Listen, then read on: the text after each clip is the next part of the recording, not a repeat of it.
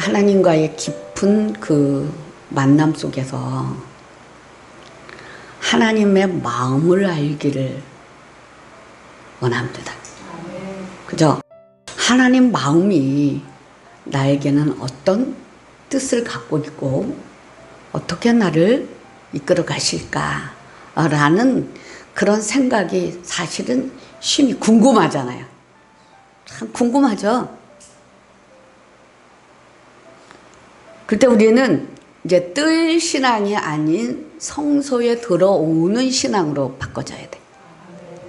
그래야만 지성소로 깊이 나가서 하나님을 배알할 수 있습니다. 그러면 이 뜰에는 태양빛을 사는 거고, 뜰에는 태양빛이죠. 그러나 성소 안에 들어온 사람은 등대의 빛을 비추며 그 빛을 따라 살아갑니다. 그래서 성소 안에는 창이 하나도 없어요. 이 천정은 빛이 하나도 안 들어옵니다. 4개의 덮개로 이렇게 딱 덮여져 있어요, 성소는. 그래서 성소나 지성소는 자연 빛에 의존하여 사는 것이 아니라 성막 안에 있는 등대의 빛, 그 빛을 비춰줄 때 거기서 제사장들이 사역을 감당할 수 있습니다. 그 등대에는 7가지 그 달린 그 금으로 만든 등대죠. 그래서 신약에서는 그게 바로 예수 그리스도의 모형이 되고 있습니다. 어두운 역사 속에서도 빛을 발하는 또 성도들의 모형이 됩니다. 그래서 등대의 빛을 비춤을 받는데 성소 안에서는 등대가 분명히 있습니다. 등장 6개로 만든 이 등대가 있습니다. 금초대로 말하죠. 그래서 그 성도들은 이제 뜰 신앙에서 번제단에서 뜰에 들어오면 물두멍 끼고 번제단이 있잖아요. 번제는 번제의 그 불을 살려서 제물을 살렸는데, 번제단의 그 의미는 뭐냐면, 번제는 죄인을 위하여, 양심을 위하여 죄인을 위한 충족한 그런 번제가 아니라 하나님의 마음을 충족하게 위하여 드리는 것이 번제입니다. 여러 가지 그 제사가 있는데 번제는 그렇습니다. 번제는 죄인을 위한, 예배자를 위한 것이 아니라 하나님의 마음을 위한 것입니다. 그래서 번제단에서 번제를 잘 드리고 물두멍에 씻고 모여 성소를 이렇게 쭉 들어오는 거죠. 근데 거기에 들어오면 등대에 반드시 있어서 불이 켜져 있어야 돼요. 불이. 그러면은 여러분들은 이제 오늘 등대의 비춤을 받고 밝기 새 것으로 바꿔주시기 바랍니다. 새 것, 새 빛으로 인도함 받기를 예수의 이름 축복합니다. 스가랴서 4장 1절 2절을 보면, 자 시작. 내게 말하던 천사가 다시 와서 나를 깨우니 마치 자는 사람 잠에서 깨어난 것 같더라. 그가 내게 묻되 내가 무엇을 보느냐? 내가 대답하되 내가 보니 순금 등잔대가 있는데 그 위에는 기름 그릇이 있고 또 그 기름 그릇 위에 7 등잔이 있으며 그 기름 그릇 위에 있는 등잔을 위해서 7간이 있고, 그러면서 그 등대에 대해서 딱 이렇게 나옵니다. 이 등대에, 그 등대 앞에 서 있는 사람은 금기름을 받는 사람이에요. 금기름을 받는 사람. 기름도 금기름이 있어요. 예수님은 금초대 사이를 다니시면서 교회를 감검하시는 분입니다. 계시록 1장에 보면 13절에서 우리 16절까지 보면, 자 시작. 초대 사이에 인자 같은 이가 발에 끌리는 옷을 입고 가슴에 금띠를 띠고 그의 머리와 털의 희기가 흰 양털 같고 눈 같으며 그의 눈은 불꽃 같고 그의 발은 풀무불에 단련한 빛난 주석 같고 그의 음성은 많은 물소리와 같으며 그의 오른손에 7 별이 있고 그의 입에서 좌우의 날선 검이 나오고 그 얼굴은 해가 힘있게 비치는 것 같더라. 그렇죠. 에베소 교회 사자에게 편지하라. 오른손에 있는 7별을 붙잡고 7 금초대 사이를 거니시는 이가 이르시되.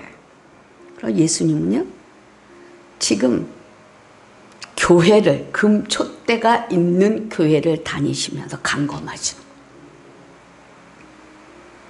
그래서 분명히 성도님들이 영적으로 성소에 들어와서 금등대가 있어야 돼. 이거는 뭐냐면 이제 태양빛으로 사는 것이 아니라 말씀의 빛으로 사는 거예요. 말씀의 빛으로 인도함을 받는 거예요. 영적으로 그 위가 완전히 달라버립니다. 완전히 다릅니다. 교회는 그래서 금으로 만든 등대예요. 교회는 지금 이 땅에 천국에서 살아갈 모습과는 달리 많이 어둡고 힘든 가운데 있습니다. 불이 켜지지 않는 성막만큼이나 어두워요. 그러나 어둡지만 하나님의 말씀은 등대입니다. 우리에게 빛을 비춰주셔. 어둠을 밝히는 등불이 됩니다. 말씀이. 그래서 교회는 등대처럼 세상을 밝히는 등불이 돼야 돼요. 교회는. 빛이 있어야 돼요. 빛이. 그래서 우리는 이제 말씀의 빛으로 인도함 받는 그 삶의 자리, 영적인 내 삶, 육적인 환경의 자리가 확 바뀌어져야 돼. 똑같이 그냥 세상 사람이나 믿는 사람이나 뜰 신앙을 가지고 있어 하나님을 깊이 만날 수가 없고 하나님을 향한 그 뜨거움이 불타오르지만 성향이 바뀌어져요. 영적 성향이 바뀌어져야 됩니다. 이게 확실히.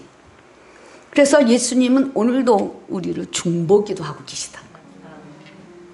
중보기도 하고 계시다. 이 로마서 8장 우리가 34절 37절에 이렇게까지 보면 시작. 누가 정죄하려 죽으실 뿐 아니라 다시 살아나시는 일 그리스도 예수시니 그는 하나님 우편에 계신 자요 우리를 위하여 간구하시는 자시니라. 누가 우리를 그리스도의 사랑에서 끊으려 환난이나 공고나 박해나 기근이나 적신이나 위험이나 칼이랴 기록된 바 우리가 종일 주를 위하여 죽음을 당하게 되며 도사를 당할 양같이 여김을 받았나이다 함과 같으니라. 그러나 이 모든 일에 우리를 사랑하시는 이로 말미암아 우리가 넉넉히 이기느니라. 아멘. 자, 우리가 예수님이 우리를 지금 보고 계시고 지켜주고 계시고 인도하고 계세요. 그러면 이제 우리의 그 영적인 삶이나 육적인 환경이 뭐예요? 바뀌어야 돼요. 뜰 신앙에서 성소로 쑥 들어와서 등대의 비침을 받고 성소 안에서 이제 떡상에 놓여 있는 진설병도 먹을 줄 알아야 되고 충분한 임재 가운데 기도와 찬양으로 향단에서 기도를 쫙 올려서 지성소로 쑥 나가야 되거든요. 자, 우리가 신앙생활 하면서 정상에 서서 하나님을 배열하는 성도님들도 있고 사역자들도 있습니다. 또 중간 지점에서 하나님을 배열하는 성도님들도 있고 사역자들이 있고 또 백성 가운데서 하나님을 배열하는 성도님들이 있고 주의 종들이 있어요. 우린 분명히 하나님이 뭐예요? 위를 정해 놓으셨어요. 그럼 여러분들은 모두 다 어디 가길 원하십니까?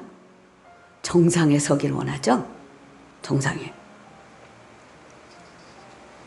이 출애굽기 24장에 보면 12절부터 우리가 18절까지 보면, 자 시작. 여호와께서 모세에게 이르시되 너는 산에 올라 내게로 와서 거기 있으라. 내가 그들을 가르치도록 내가 율법과 계명을 친히 기록한 돌판을 내게 주리라. 모세가 그의 부하 여호수아와 함께 일어나 모세가 하나님의 산으로 올라가며 장로들에게 이르되 너희는 여기서 우리가 너에게로 돌아오기까지 기다리라. 아론과 훌이 너희와 함께 하리니 무릇 일이 있는 자는 그들에게로 나아갈지니라 하고, 모세가 산에 오르매 구름이 여호와의 영광이 시내 산에 위에 머무르고 구름이 여세 동안 산을 가렸습니다. 일곱째 날에 여호와께서 구름 가운데서 모세를 부르시니 산 위에 여호와의 영광이 이스라엘 자손의 눈에 맹렬한 불같이 보였습니다. 모세는 구름 속으로 들어가서 산 위에서 올랐으며 모세가 40일 40야를 산에 있었습니다. 자, 우리가 보면요, 여기서 보면은 하나님 불렀습니다. 그러니까 모세가 여호수아와 같이 산에 올라갑니다. 그리고 장로들에게 말합니다. 우리가 갔다 올 때까지 아론과 훌이 너희하고 있으니까 일이 있거든 그들에게 물어라. 그랬습니다. 그리고 모세가 산으로 올라갔어요. 산으로 올라가니까 여호와의 영광이 시내산에 꽉 찼습니다. 그때 이스라엘 백성들 눈에 맹렬한 불같이 보였어요. 근데 모세는 원래 구름 속으로 정상으로 쑥 들어갔습니다. 여호수아가 모세하고 같이 정상에 올라갔을까 안 올라갔을까? 어? 안 올라갔잖아요. 그러면은 모세는 정상에 있었고 여호수아는 중간에 있었고 백성은 뭐예요? 산 아래에 있었어요. 이게 분명히 하나님께서 그 위가 정해졌습니다. 그럼 등대 제작을 보면 등대는 뭘로 만들었냐면요, 금 1달란트로 만들었어요.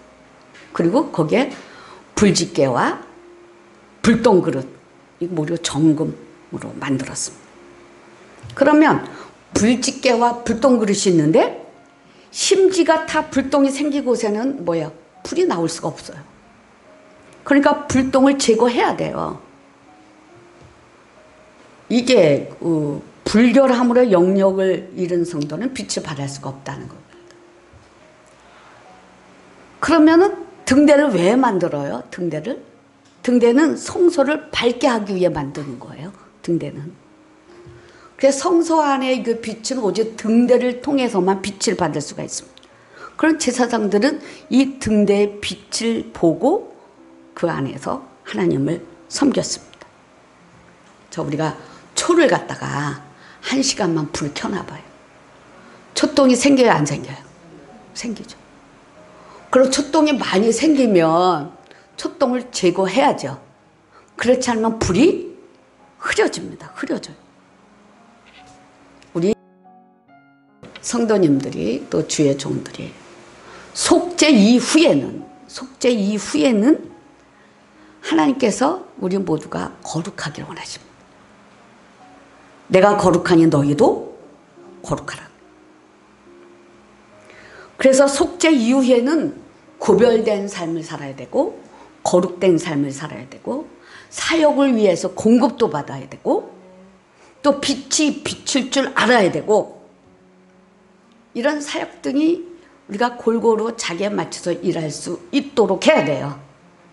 이게요. 구분이 됩니다. 이제는.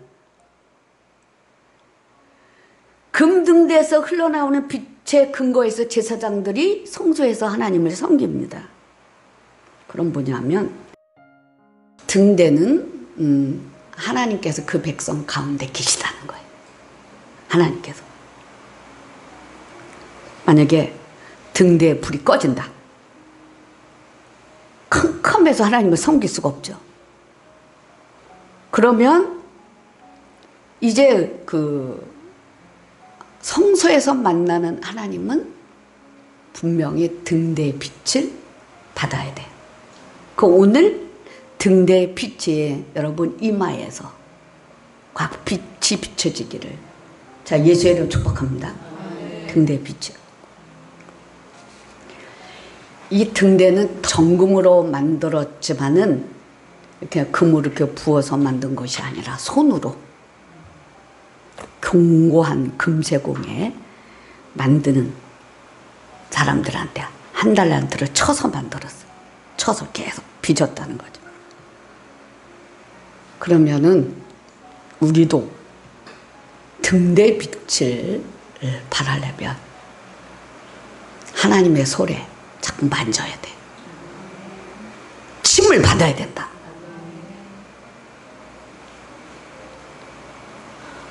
침을 받지 않으면 계속 두둥겨지고 예쁘게 등잔도 만들어야 되고 꽃받침도 만들어야 되고 기름이 흘러나오는 금관도 만들어줘야 되고 이것이 예쁘게 정교하게 만들어져야 돼요. 그래서 세밀하게 성령께서 뭐예요? 간섭하신다는 거죠. 간섭. 그래서 성령께서 세밀한 간섭이 받는 사람, 받고 있는 사람이 있다면 이 사람은 지금 하나님의 손바닥에 놓여 있는 거예요. 하나님 손바닥에 놓여 있는 거예요. 그걸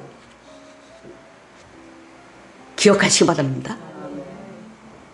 그런 시간이 반드시 있다는 거죠. 그럼 그 금등대가 그 신학적인 의미로 본다면 예수님은 승천하셨어요. 그리고 성령으로 다시 오셨어요. 그리고 금촛대 사이를 거니시는 이가 가라사대 기 있는 자는 성령의 교회들에게 하시는 말씀을 들을지어다 그랬잖아요. 그럼 예수님의 갈망이 어디 있느냐? 교회에 있습니다. 아멘? 교회에 있어요. 교회에. 그래서 승천하신 이후에 성령을 통하여서 활동하신 사역은 계속 교회를 다니시면서 간검하신 계속 좀. 그리고 교회 사역자를 통해서 말씀을 하고 계신 겁니다. 그러니까 우리는 그럼 뭐예요? 하나님께서 반드시 성소에 들어오면 자 등대의 빛을 받아야 된다. 저번부터 머리에 빛이 비치시기를 예수의로 축복합니다. 머리가 밝아지시기 바랍니다. 자 생각이 밝아지시기 바랍니다. 그럼 또 하나님은요 분명하게 정상에 선 사람이 있고 정상에 서서 하나님을 배열하는 사람이 있고 중간 지점에서 하나님을 배열하는 사람이 있고 백성 가운데 있는 사람이 있다는 거죠. 예수님도 그러셨어요. 마태복음 17장에 보면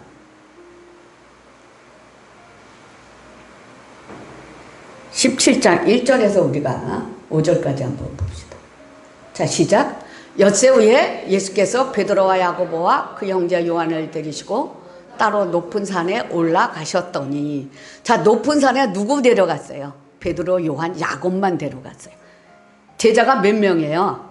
12명. 수제자가 12명이고요. 그 뒤에 40명, 70명, 120명 어마어마하게 많아요. 근데 베드로, 야고보, 요한 셋만 데리고 갔다는 거죠.